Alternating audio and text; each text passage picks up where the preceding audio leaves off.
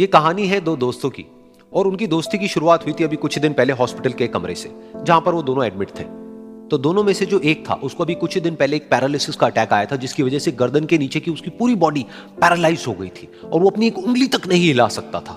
और पूरे दिन जो भी नर्स उसके पास में आती वो उसको एक ही बात कहता कि मुझे कोई ऐसा इंजेक्शन दे दो जिससे कि मैं मर जाऊं, अब मैं और जीना नहीं चाहता, ऐसी जिंदगी का मैं क्या करूंगा। तो उसका जो दोस्त था उस कमरे में, क्योंकि वो चल फिर सकता था, तो रोज सुबह और रोज शाम को उस कमरे में खिड़की थी, उसके पास में जाकर के खड़ा हो जाता और अपने दोस्त को बताता कि उस खिड़की के बाहर क्या चल रहा है। बिल्कुल नीला आसमान है, सफेद बादल है, हल्की हल्की हवा चल रही है और कुछ पंछी उड़ रहे हैं। एक बहुत ही सुंदर बीच है जहां पर कुछ बच्चे मिट्टी के घरौंदे बना रहे हैं। कुछ लोग हैं जो वहां पर बैठे हुए बस समुद्र की लहरों को देख रहे हैं। कुछ लोग जॉगिंग कर रहे हैं, कोई एक्सरसाइज कर रहा है, कोई पतंग उड़ा रहा है। वहां पर एक आइसक्रीम की स्टॉल है जहां पर कुछ लोग आकर के आइसक्रीम खा रहे हैं। और सनसेट के टाइम पे जो पानी है वो पूरा गोल्डन हो जाता है और चमकने लगता है।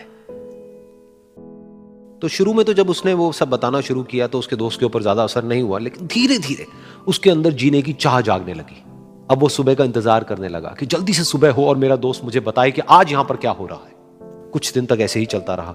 फिर एक दिन जब वो सुबह उठा तो उसने देखा कि सामने वाला बेड खाली है। फिर उसने नर्स को बुलाया और उससे पूछा कि क्या वो डिस्चार्ज हो गया है। तो नर्स ने कहा कि आपको तो उन्होंने बताया होगा, उनके पास कुछ ही दिन बाकी थे और कल रात को ही उनकी डेथ हो गई है। ये सुन करके उसके अंदर की उम्मीद पूरी तरह से टूट गई, क्योंकि सिर्फ उसका दोस्त ही था जिसने उसको बाहर की दुनिया से जोड़ा हुआ था, जिसकी वजह से वो जान पाता था कि बाहर क्या हो रहा है और ये दुनिया कितनी खूबसूरत है। तो कुछ दिन तक तो वो रोता रहा और उसने जीने की चाह छोड़ दी।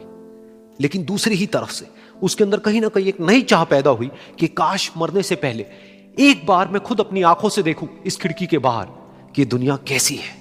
जैसे जैसे उसकी ये चाह बढ़ने लगी, उसको अपने अंदर एक अजीब सी एनर्जी महसूस होने लगी।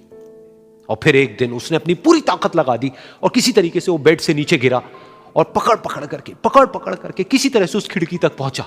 फिर उस खिड़की को पकड़ करके वो खड़ा हुआ और खिड़की के बाहर देख लिया। लेकिन खिड़की के बाहर देखते ही वो गुस्से से भर गया। उसने जोर से नर्स को आवाज लगाई और जैसे ही नर्स आई उसने नर्स से पूछा, ये तुमने क्या किया, ये खिड़की के बाहर काली दीवार क्यों खड़ी कर दी। तो नर्स को समझ नहीं आया वो क्या बोल रहा है और वो बोली कि मुझे 5 साल हो गए हैं यहां पर, जब से मैं आई हूं तब से तो ये काली दीवार यहां पर है। तब जाकर के उसको समझ आया कि उसका वो दोस्त उससे झूठ बोल रहा था। और उसने नर्स से पूछा, अगर ये काली दीवार पिछले 5 साल से यहां पर है तो मेरे दोस्त ने मुझसे झूठ क्यों कहा। तो नर्स थोड़ा सा मुस्कुराई और बोली कि मैं ये तो नहीं जानती कि उन्होंने आपसे झूठ क्यों कहा, लेकिन मैं इतना जरूर जानती हूं कि जो भी कुछ उन्होंने आपसे कहा उसी वजह से आप अभी अपने पैरों पर खड़े हैं।